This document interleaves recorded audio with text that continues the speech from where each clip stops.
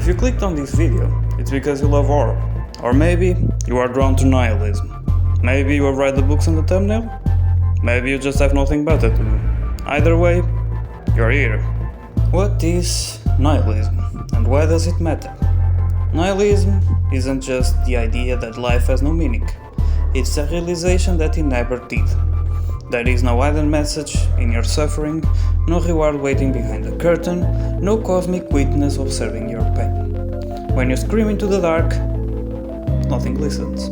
Not because something refuses to answer, but because there is nothing there. That's the horror.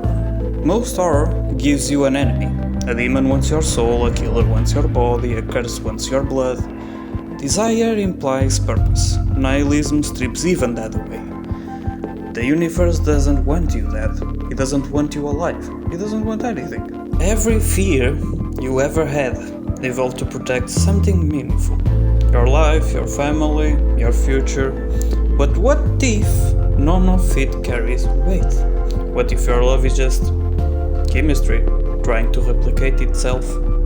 What if your morality is a survival mechanism? What if your hope is a biological trick to keep you functioning long enough to pass on the genes? You wake up, you struggle, you distract yourself, you decay, and the universe remains perfectly unchanged. Stars collapse, galaxies tear themselves apart, and your entire existence doesn't register as a disturbance, not even a flicker. Cosmic horror touches this idea. Ancient beings so vast we are beneath notice, but even that gives you something dramatic, something mythic. Nihilism is quieter. There is no ancient god, there is no hidden truth. There is just matter, rearranging itself for a while. You are temporarily patterned in dust, and one day the pattern dissolves. No final judgment, no summary of your life, no ultimate realization, just silence.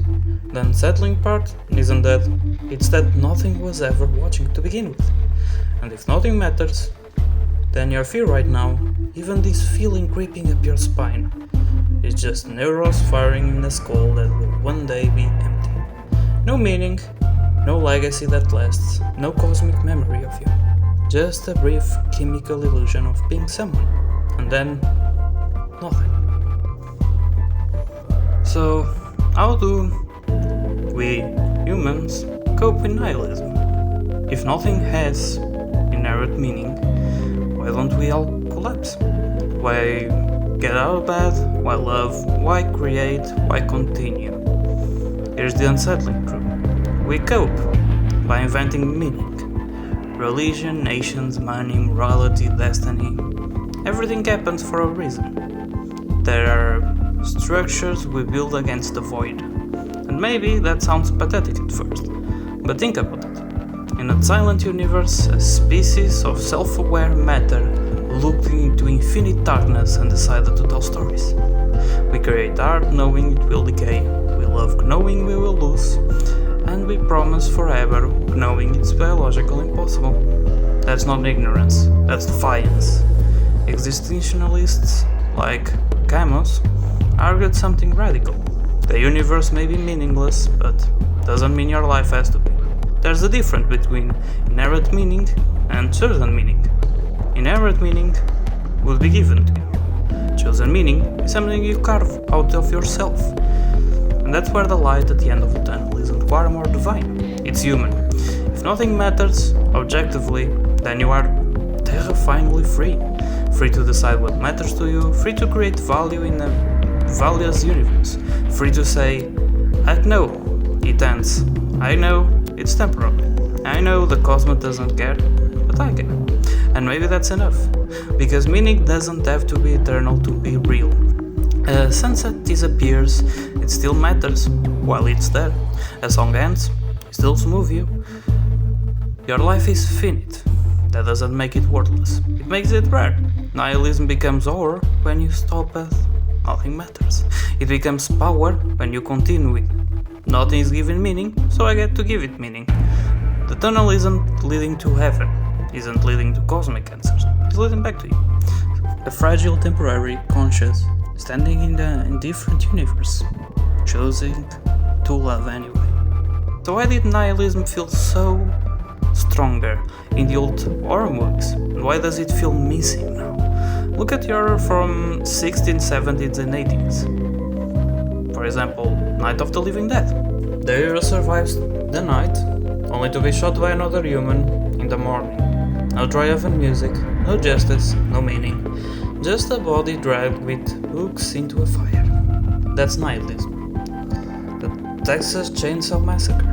There is no backstory that explains everything, no greater lesson, no moral balance. Evil just exists, and it wins most of the time. Halloween. Michael Myers isn't revenge, he isn't ideology, he's the shape. He kills because he kills. There is no psychological closure. Even the thing ends with two men freezing in paranoia, unsure who is human, no resolution, no true reveal, just suspicion and the cold. All horror was comfortable with this. Sometimes there is no explanation, sometimes there is no victory, sometimes survival doesn't mean anything. And here's the key. Those films came out during times of social instability. Vietnam, Cold War, nuclear anxiety, political assassinations, economical crisis. People generally felt like the world might collapse, so horror reflected that.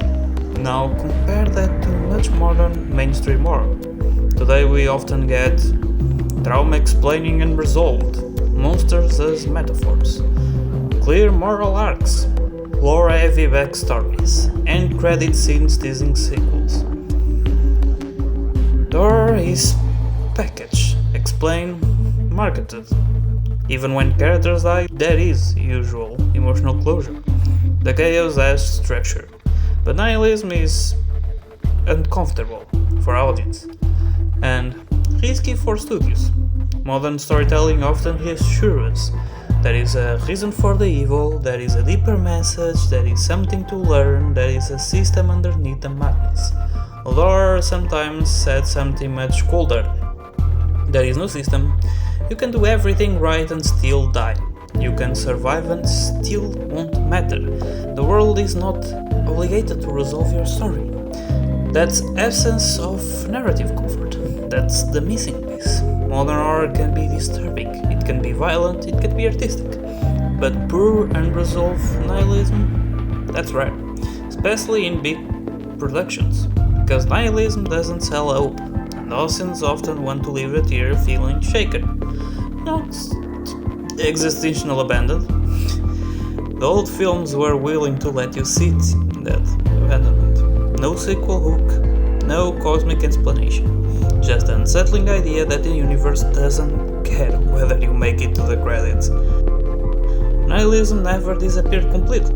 Here are some modern horror films that bring it back. Not loudly, but coldly. The Witch. This film feels old for a bit. There is no comforting twist, no it was all exterior, no heroic survival. Thomasin loses her family. Fate fails, God is silent, and in the end, she joins the darkness. Not because she's possessed in a flashy way, but because every structure that was supposed to give her life meaning collapses. Religion doesn't save her, family doesn't protect her, morality doesn't reward her. The universe does not intervene. That's nihilism, disguised as a folklore. Hereditary. At first it feels psychologic, grave trauma, mental illness, but in the end, something worse is revealed. None of it mattered. The characters were never in control.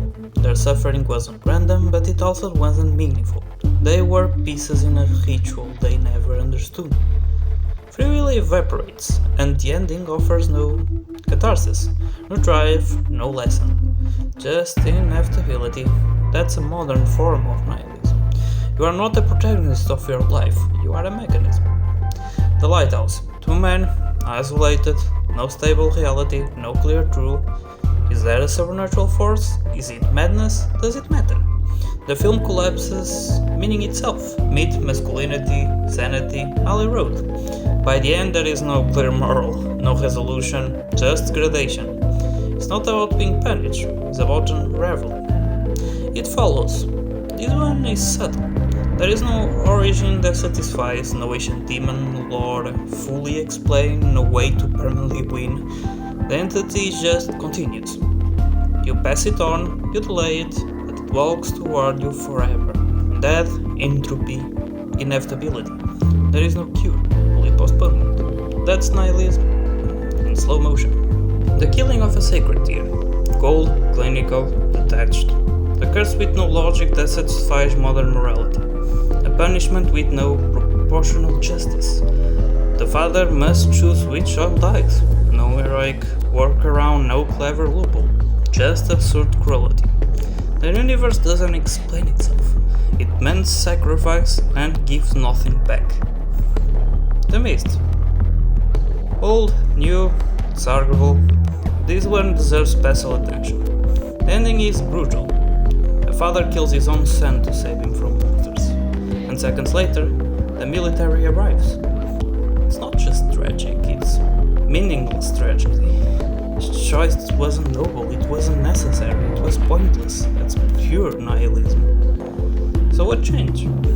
Modern nihilism horror doesn't scream.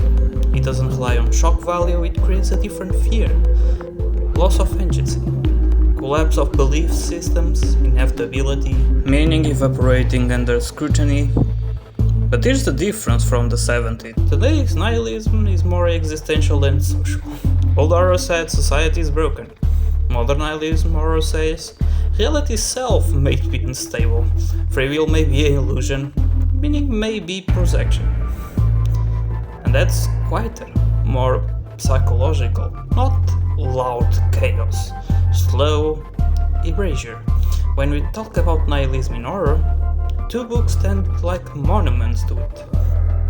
I Have No Mouth and I Must Scream, and The Yellow King. Both are drenched in despair, but they approach the void differently. I Have No Mouth and I Must Scream, it's nihilism as imprisonment. In Harlan Ellison's story, humanity doesn't just die, it is preserved. 5 survivors kept alive by AM, a supercomputer that hates them. Not metaphorically, hates. There is no redemption arc, no escape plan that works, no divine justice. AM is a god now, and God is cruel. Worse than cruelty, the universe allows it. There is no higher power coherent the imbalance, no cosmic rule that says suffering must mean something. The characters aren't being tested, they are being toyed with. And in the end, when the narrator sacrifices himself to save others, what does he gain? Nothing. He becomes a formless creature. No mouth, no ability to end himself, no voice. Just eternal awareness. It's one of the purest expressions of nihility. Consciousness trapped without a purpose, suffering without a lesson, existence without escape. And yet, there's a flicker. It chooses to act, even though it chants nothing for him. Even knowing he won't be rewarded. It chooses mercy. In a meaningless universe, he creates one meaningful act. It doesn't save the world, but it proves something terrifyingly hopeful. Even in hell, choices exist, even if it's small. The King in Yellow, it's nihilism as revelation. This horror is quieter. There is no angry machine, no screaming torment. There is knowledge. A play, a truth that once read dissolves sanity. The horror isn't violence, it's awareness. The character discovers something about reality that shatters their construct meaning. Civilization, identity, morality, they become fragile illusions. The yellow sign spreads not like a monster, but an idea. That's where nihilism takes a different form. It suggests that reality itself might not be stable, that what we call order is a temporary scaffolding. But here's the interesting part. The King in Yellow doesn't fully explain itself, it leaves gaps, silence, mystery, and that mystery creates spaces. Unlike I Am's world, which is closed and mechanical, Chamber's world feels vast and unknowable. And in the unknown, there is still possibility. We don't get a total annihilation of meaning. We get stabilization, which is different. Have No Mountain I'm a Scream shows us a universe where power has replaced meaning. The King in Yellow shows us a universe where meaning collapses under revelation. One is a mechanical inevitability, the other is cosmic indifference. Both are nihilistic, but neither fully erase the human impulse to choose. That's a strange contradiction. Nihilism says there is no inherent meaning, but horror keeps showing that characters will respond anyway. They scream, they resist, they go mad, they sacrifice, even when universe offers nothing back. And maybe that's where hope lives. Not in salvation, not in divine justice, not in survival, but in response. If nothing matters, then the only thing that can matter is what you decide to do while it doesn't. In Ellison's story, the decision is mercy. In Chambers' work, it's obsession. The need to know. Both are human, and maybe that's why nihilistic horror doesn't destroy us completely. It terrifies us, but it also shows us something strange. Even in a silent universe, we refuse to be silent. We read the forbidden play, we press the button, we make the sacrifice, we act. And that might be the smallest, most fragile light at the end of the tunnel. Not that the universe cares, but that we do. That's a perfect choice. But what about a story that isn't purely nihilistic? What about something like Silent Hill 2? Because Silent Hill doesn't say nothing matters. It says something more disturbing. Your meaning can destroy you. James Sunderland enters Silent Hill after receiving a letter from his dead wife. Already that's not nihilism, that's grief, that's denial, that's loving, rotting into obsession, that the town doesn't randomly torture him, it reflects him. Pyramid isn't a cosmic god, it's punishment, manifested guilt. The monsters aren't indifferent, they are birthed. And that's the difference. In nihilistic horror, the universe doesn't care. In Silent Hill 2, the universe cares too much. It forces James to confront what he did. The mercy killing, the resentment, the selfishness buried under grief. This isn't meaningless suffering, it's meaning he can't escape. Every hallway is a memory, every creature is a shame. Even Maria, creation of his wife, is temptation, a chance to rewrite the past. And every time she dies, it's the same message. You cannot run the truth. Now, here's where it gets interesting. The game has multiple endings. James can accept responsibility, try to move forward, give up completely, or remain trapped in illusion. The horror isn't cosmic indifference, it's psychological confrontation. Silent Hill isn't empty, it's a mirror. And mirrors are terrifying because they show us something real. So while Nihility says there is no meaning, Silent Hill says there is a meaning, and it's yours. That's not comfort, that's accountability. It suggests that horror doesn't need the universe to be empty. Sometimes horror is heavier when the universe reflects you back at yourself. And that might be more disturbing than cosmic nothingness. Because at least in a meaningless world, you are irrelevant. In Silent Hill, you are responsible. So maybe nihilism isn't the only missing piece of horror. Maybe it's just one piece. A powerful one, a dangerous one, but not the only one. I Have No Mountain I Must Scream shows us horror through absolute power and meaningless suffering. The King in Yellow shows horror to collapsing reality and forbidden knowledge. Both stares into the void. Horror doesn't always need the void. You can make horror from grief, from guilt, from fate, from love twisted into obsession, from hope that refuses to die. Nihilism strips the universe of meaning. Horror can also come from too much meaning.